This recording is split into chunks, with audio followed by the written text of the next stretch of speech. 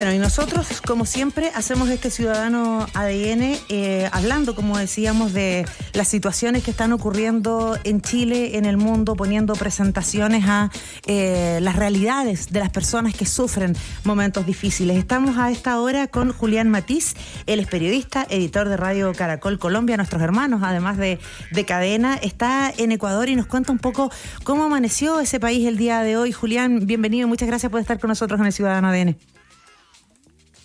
Hola Sandra, ¿qué tal? ¿Cómo están todos allá? Nosotros acá en Ecuador, en Quito, con una relativa calma y tranquilidad, al igual que en Guayaquil, después de los episodios tan fuertes que se vivieron ayer, en donde varias personas murieron y tuvo que hacerse una intervención por parte de las autoridades, principalmente en Guayaquil. Le cuento que las calles, como un dato particular, están bastante solas porque muchos de los habitantes, por ejemplo en Quito, han decidido trabajar en sus casas, quedarse en ellas, y nos dicen los pocos vendedores que han abierto sus negocios que es como si fuera un domingo o un día feriado acá, porque muchas personas no han querido salir a las calles. El Metrovía, por ejemplo, acá está funcionando, comienza desde las 5:30 de la mañana, pero está siempre bajo la observación en caso de que se tenga que cerrar. Y dicen directamente desde el Centro de Monitoreo de Seguridad en Guayaquil, por ejemplo, que fue el epicentro de todos los inconvenientes, que se han recibido 1.450 llamadas de emergencias y que todas fueron atendidas adecuadamente. Se están garantizando los servicios de agua, luz y transporte tanto en Guayaquil como en Quito. Ese es básicamente el panorama de forma general como amanece Ecuador después de los hechos ocurridos ayer.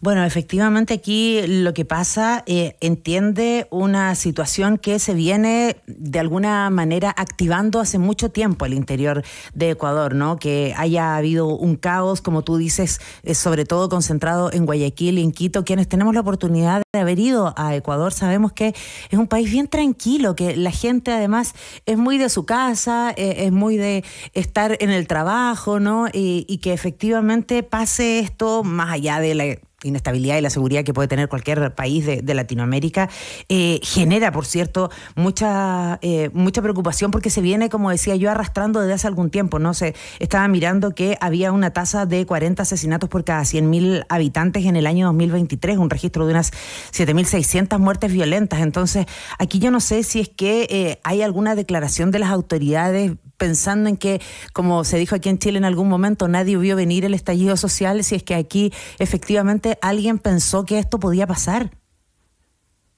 Es que la situación acá, y según lo que uno puede hablar con las mismas personas en la calle, tiene que ver con el poder que ha adquirido de cierta manera los grupos al margen de la ley en algunos años o en años recientes acá en Ecuador. Y ahora, pues con esta situación que ha planteado el gobierno actual, que por cierto es bastante nuevo, ha generado muchos inconvenientes que son los que han generado este estallido de violencia acá en Ecuador. Mire, le cuento, Sandra, nosotros estamos a escasos 500 metros del sector de La Carolina, donde ayer se vivió uno de los tiroteos acá en Quito, y estuvimos hablando con algunas personas. Ellos nos manifiestan que están preocupados, están asustados. Tú hablamos de que este es un sitio, un territorio pacífico, en realidad lo es, pero están muy preocupados porque tienen miedo de salir a la calle, una situación que en realidad se veía venir tal vez, pero que nunca se esperó que fuera de esta magnitud.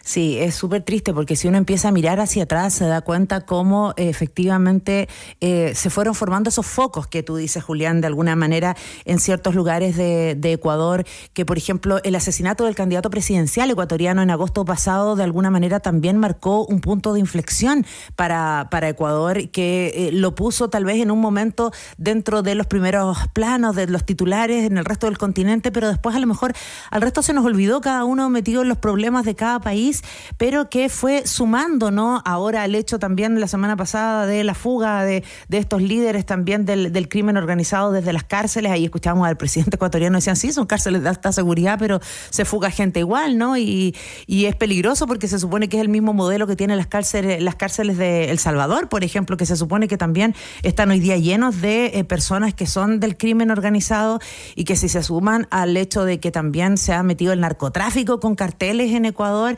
está explotando, podríamos decir, un lugar que se puede transformar en una base del crimen organizado y del narcotráfico que se puede expandir al resto de Latinoamérica sin problemas.